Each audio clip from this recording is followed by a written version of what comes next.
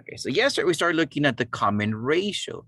And remember, going back to when you guys did linear equations, when you guys did lines, remember you guys had something like y equals 2x plus 3. And then we said, all right, we found points, and we started with the point 0, 3. And then we found a random value of x, let's say 1. We find the corresponding y value, in this case is 5.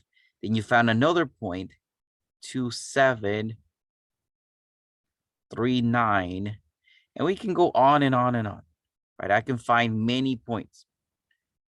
The values on the x are not that interesting because it's 0, 1, 2, 3, 4, 5, 6, it goes on. But the list of the y's, it is nice to see when it's linear. We started with the 3, and then we had a 5, a 7, a 9, 11, 13. Here we technically kept on adding by 2, right? The slope was 2, so we kept on adding by 2. But yesterday we said, all right, we're done with linear equations. Let's go to exponential equations. But yesterday we started multiplying by 2. I'm going back to the work that we did yesterday. Let me take a look at question number 3. I know today we're going to start at question number 9, but one thing I want to take a look at number 3. Our first number is just a -3. And I'm going to say my A's 1. My first number is just -3. My second number, let me call it A's 2. It is basically -3 times a -3 to the 1.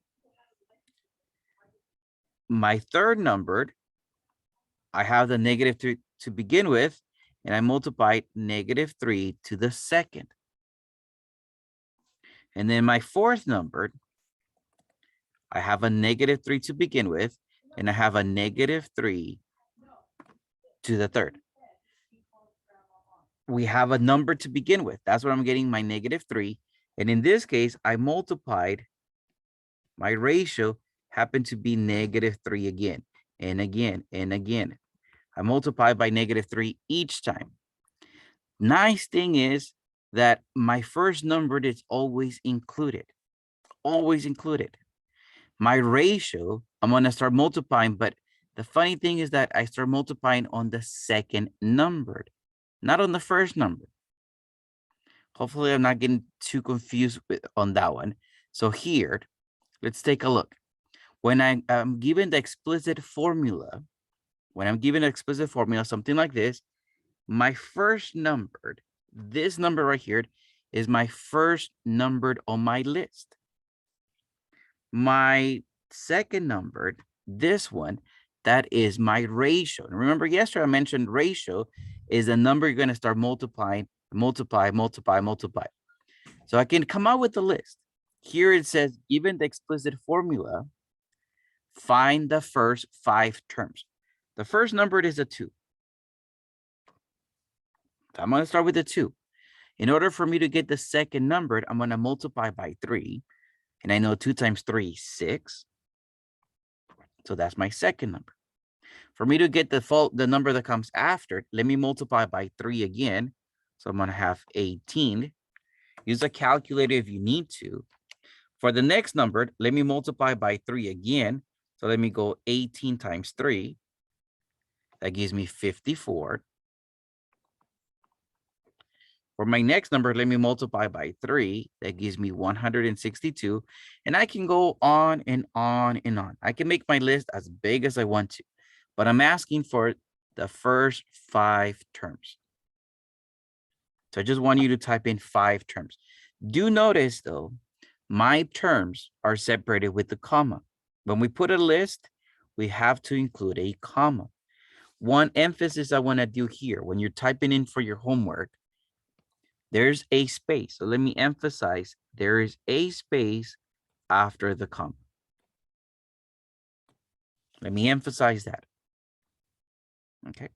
So again, the first number, this number by itself here is my first number on the list. That's my first number. Here, this thing that says n to the minus 1, that is my ratio. And it says n minus 1 because we start multiplying starting from the second number. All right, let's take a look at question number 10. My first number on the list will be -2. That's my first number. My ratio is -3. So in order for me to get my next number, I must multiply by -3. All right, -2 times -3 gives me +6. Be careful with the signs. For me to get the next number, let me go times a -3. So it's going to be a -18. My next number, let me multiply this by a -3.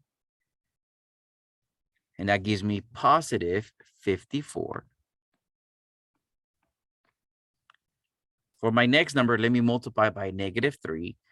It is -162. And I can go on and on and on. But I'm only going to list the first 5. Don't forget a space after the comma. Looking at question number 11.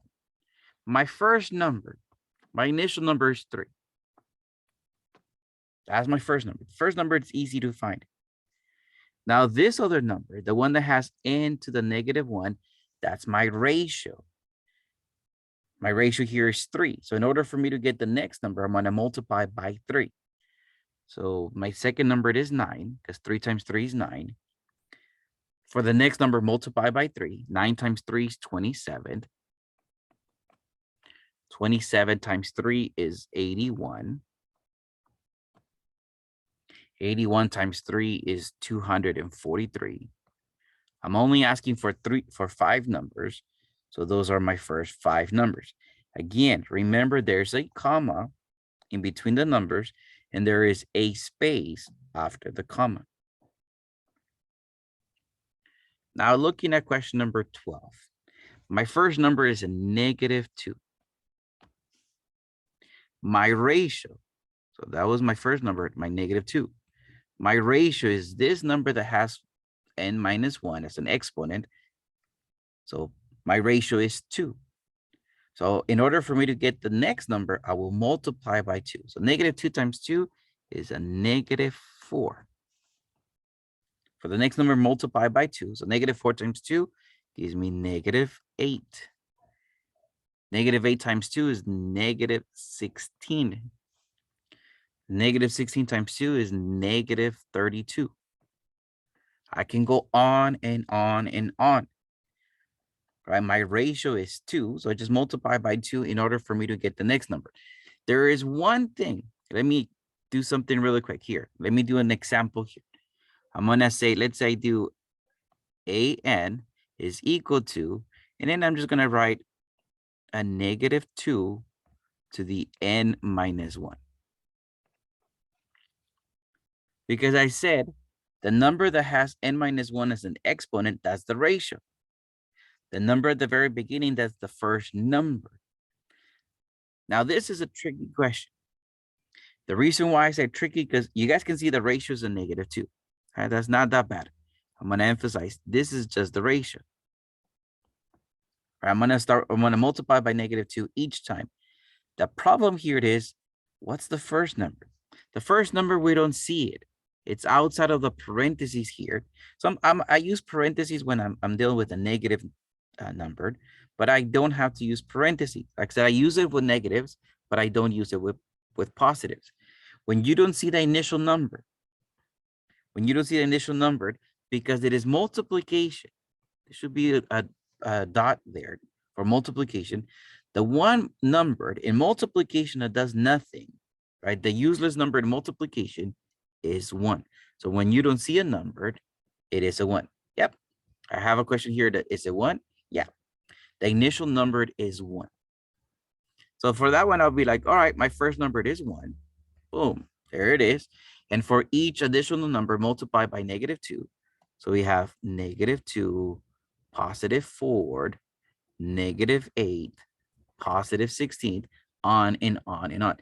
Be careful with the signs. be very, very careful with the signs. All right, so you guys will run into those in your homework and in your quiz as well, where the initial number is a 1. You don't see it. You don't see it, but it is there. Okay, now let's take a look at number 13 here. We're going to write the explicit formula. The explicit formula is in the format that questions 9 through 12 were given. The explicit formula, we're going to say, all right, we're going to write a sub n. Notice how that's how I start the explicit formula. I'm going to write a sub n, and I would like to know what's my initial number, my first number. In this case is a -1 to begin with, times. And then I wish I knew what my ratio is, right? We talked about yesterday how to find the ratio. There's a number I'm being multiplying here, right? I multiply -1 by something to make it -4, and I multiply the same number over and over and over. That's the ratio. Probably some of you guys can already see it, but if you cannot see it, what we're going to do, we're going to choose a number divided by the previous number. Let me choose here. Let me choose a number. Let me choose my -16. I'm just going to choose a number from the list because I don't know my ratio. Like, say, if you guys can see it, great. But if you guys cannot see it, choose a number, -16, and we're going to divide this by the previous number, the number that comes before that. In this case, a -4. Negative divided by negative is positive. 16 divided by 4 is 4. So my ratio is 4.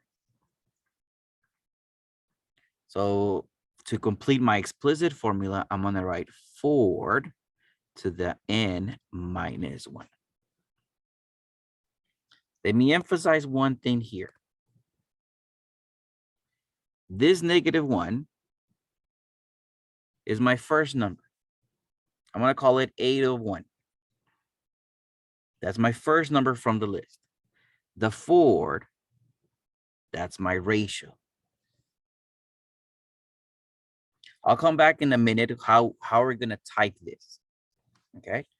I'll talk about how we're going to type it later because the homework is typed. Okay, now question number 14. The explicit formula. My a sub n, I'm just going to write a sub n is equal to, I see my first number is a -2 times my ratio. Probably you guys can see it. If not, choose a number. Usually I choose the third number, but you don't have to choose the third number. Let me just choose a number divided by the number that comes right before that.